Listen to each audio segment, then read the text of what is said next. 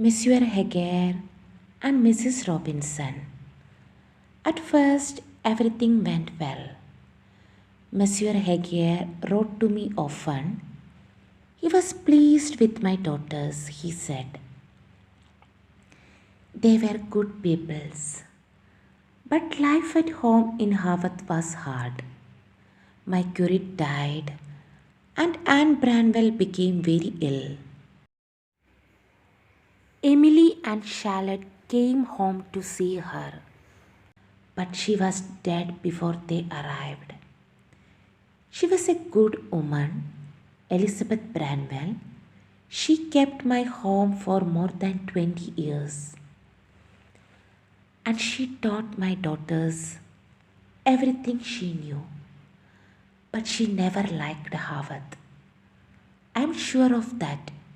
She said it was a cold, miserable place. I hope that God has found somewhere warm and comfortable for her now. But how could I live without her? My eyes were now very bad, and I could not see to read. And our servant Tabby was older than I was, and could not help me. She was a governess for the Robinson family. And now Branwell had a job there too, teaching their young son. So Charlotte went back to Brussels alone, this time as a teacher in Monsieur Heger's school. Emily stayed at home to cook and clean for me. She did not like Brussels. She said she was happy to do the housework and live at home with Tabby and me. She was a strange, quiet girl, Emily. She was the tallest of the girls, and in some ways, she was as strong as a man. She loved to walk by herself on the wild, lonely moors, with her dog keeper running by her side. Sometimes I saw her there, singing or talking quietly to herself, and I thought perhaps she could see the people in her secret world of Gondal and was talking to them. I know that she spent a lot of time writing alone in her room. And when Anne was at home, she and Emily often talked and wrote about the world of Gondal together. There were sometimes dangerous people near Harvard, so I always had a gun in the house. Before my eyes were bad, I taught Emily to shoot. She loved that. Sometimes I used to practice shooting in the garden while she was making bread in the kitchen. I shot first, then I called Emily. She came out, cleaned her hands, picked up the gun, shot, and went back in to finish the bread. She was much better at shooting than I was. But by 1844, my eyes were too bad for shooting. Emily cooked, cleaned the house, played the piano, and almost every day she went for long walks on the moors with her dog keeper. She loved that dog, but she could be very hard with him too. We did not let him go upstairs, but one day Tabby found him on my bed. Emily was very angry. Her face was white and hard. Keeper was a big, strong dog, but she pulled him downstairs and hit him again and again until the dog was nearly blind. Then she gently washed his cuts herself. He never went upstairs again. Charlotte was another year in Brussels. When she came home, she was quiet and sad. Sometimes she wrote long letters in French to Monsieur Heger, but no letters came from him.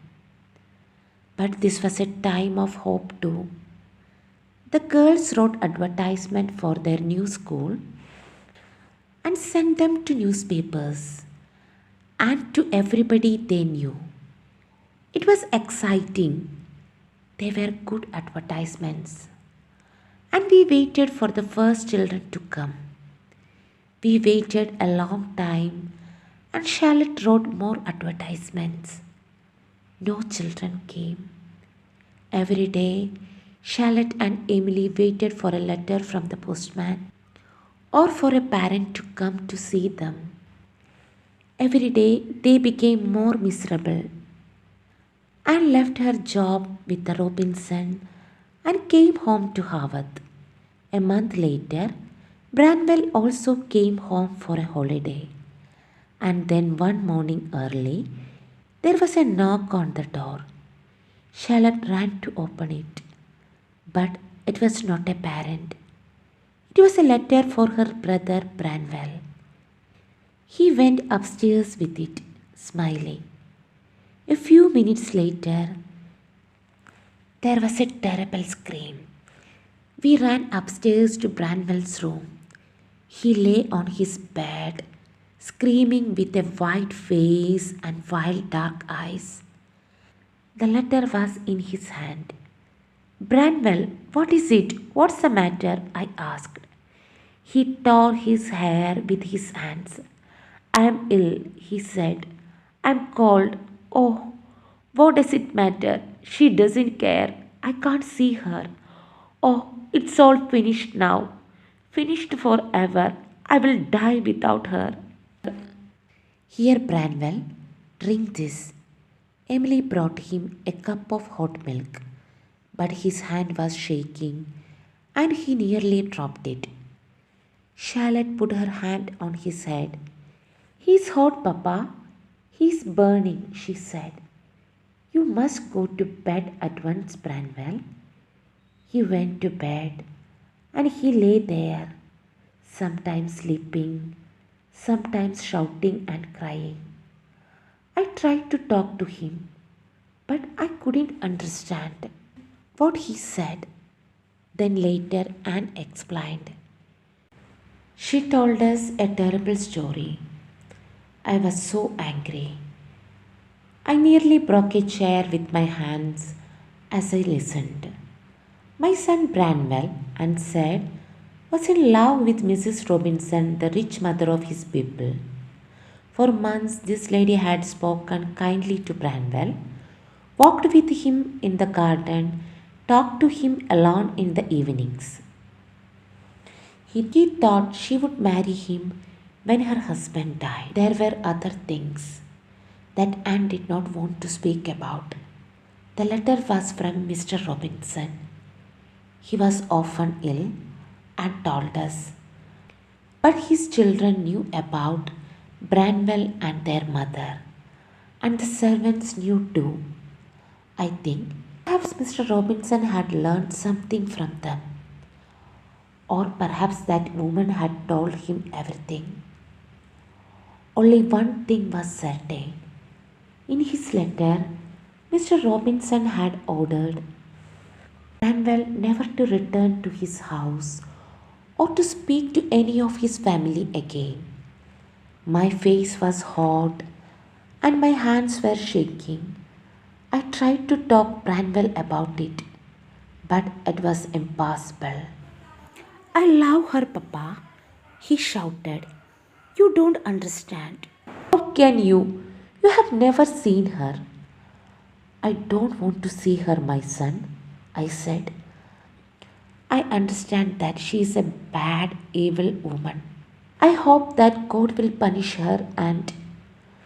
Don't say that, Papa, he screamed. You are talking about the woman I love. She will call me back. I will see her again. I hope you never see her again, my son. I said, you must forget her, Branwell. Listen to me. But he did not listen. He ran out of the house. He did not come back until the evening. And then he was drunk. He did not listen that day or the next day or any day. He began to drink laudanum as well. I thought he would kill himself. So I think Charlotte was pleased that no parent came. No school could have a man like Branwell in it.